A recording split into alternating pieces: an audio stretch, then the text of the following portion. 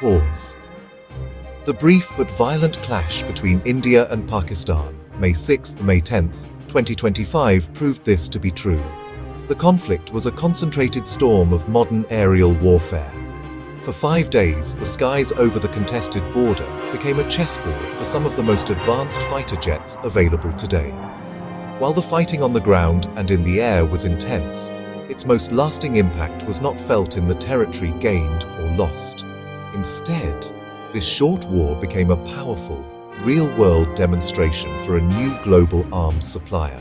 The conflict provided China with its first major combat test, for its most prized military hardware, setting the stage for a new and aggressive chapter in its global arms sales strategy. According to a detailed report by the Carnegie Endowment, the engagement was immense in scale, marking the largest aerial confrontation involving fourth-generation aircraft in recent memory. At its peak, at least 125 fighter jets from both nations were active, often maintaining standoff ranges as they vied for tactical superiority. The world had not seen a confrontation of this technological level between two nuclear-armed neighbors in decades. It was a high-stakes test of training technology and national will. For the military-industrial complexes of several nations, it was also an unprecedented opportunity to see how their expensive and sophisticated systems performed under the immense pressures of actual combat, far from the controlled environment of a training exercise. The conflict was over almost as quickly as it began, but its reverberations were just getting started. For years, China has been a major supplier of military equipment to Pakistan, but its systems had largely remained untested in a peer-level conflict. This changed overnight. During the 5 days of intense aerial maneuvering, Pakistan deployed a formidable array of advanced weaponry from China.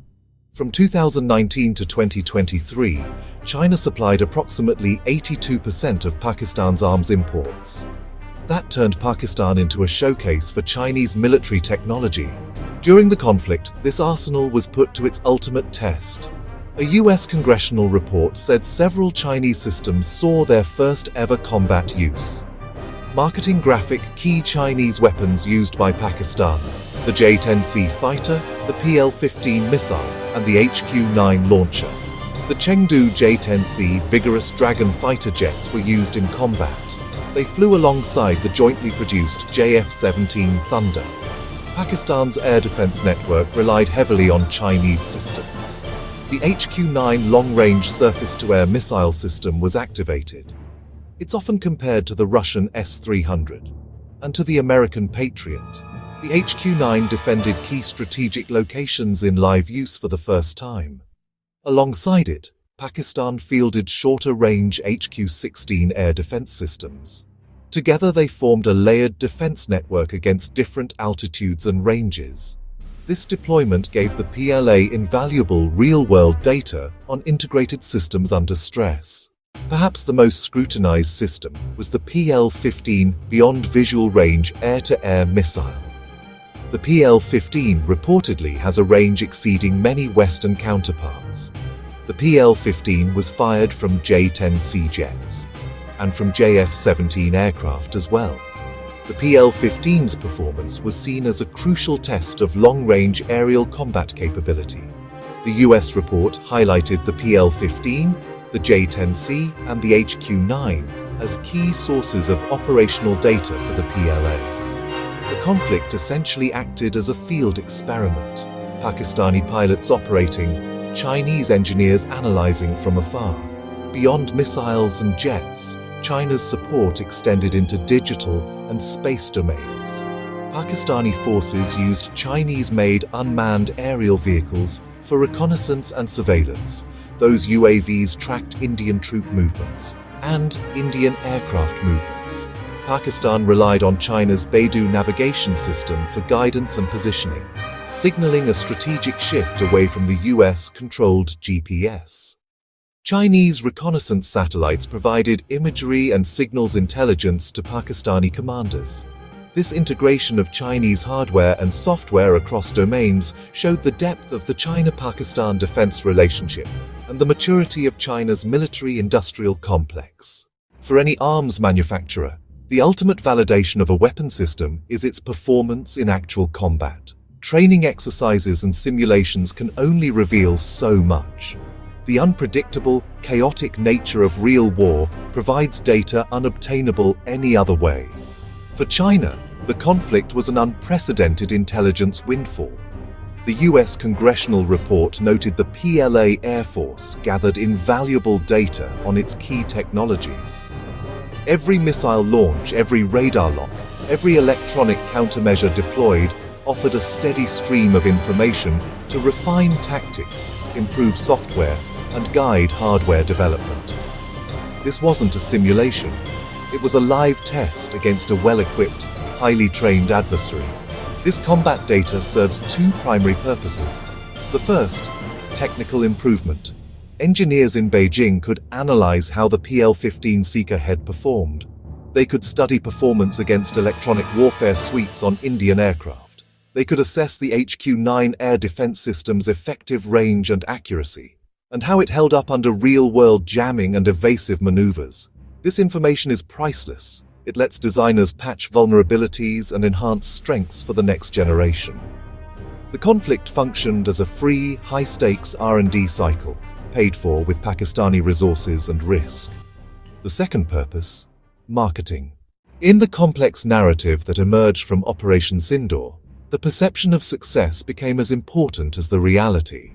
Although India established overall military dominance during the 5-day clash, Pakistan managed to achieve what the US congressional report described as notable military success in specific engagements. This success was quickly and effectively attributed to the performance of its Chinese-supplied weapons systems. For China, this was, a public relations victory of immense proportions. It allowed Beijing to craft a powerful story. A nation equipped with Chinese arms had successfully held its own, and in some cases excelled, against a rival fielding a mix of advanced Russian technology, advanced Israeli technology, advanced Western technology. This narrative was not left to chance. It was actively promoted. Chinese officials and state-controlled media began highlighting the role of J-10C fighters' PL-15 missiles. They pointed to these systems as game-changers that had leveled the playing field. The battle in the skies over the Himalayas was immediately followed by a second, equally intense battle online. Shortly after the cessation of hostilities, a wave of disinformation began to sweep across social media platforms. Business Today found a coordinated campaign using fake social accounts. Those accounts posted dramatic images and videos claiming to show wreckage of Indian aircraft, especially the Rafale. Posts said Pakistani forces used Chinese-made missiles to shoot them down, contradicting official Indian reports. Many of the images were not real photographs, but AI-generated, highly realistic fakes. Ordinary users struggled to tell fact from fiction. The posts were engineered to go viral with emotionally charged language and shocking visuals. A thick digital fog of war formed, letting false claims outrun verified information. The campaign had two goals. First, undermine perceived superiority of Western military technology. First, continued, undermine perceived superiority of Indian military technology. The Rafale, a symbol of India's modernization, was targeted to sow doubt among buyers. Second, boost the reputation of Chinese weapons. Our missiles can take down the best French jets. The flood of fabricated visual evidence turned disinformation into a direct, unconventional sales tactic. Instead of air shows or glossy brochures, this approach weaponized social media to promote combat-proven superiority. A real crash photo next to an AI-generated fake of a downed Rafale, identical at a glance, but one is fabricated. The fallout from Operation Sindoor and the subsequent information campaign quickly spilled over into the world of international diplomacy and arms deals. Chinese embassies around the globe became active participants in promoting the narrative of their weapons' success. Defense attachés and diplomats began using the conflict as a central talking point in meetings with foreign military officials. According to Asianet News, Chinese embassies hailed the alleged successes of systems like the PL-15 missile and the J-10C fighter. framing the clash as undeniable proof of their quality and effectiveness.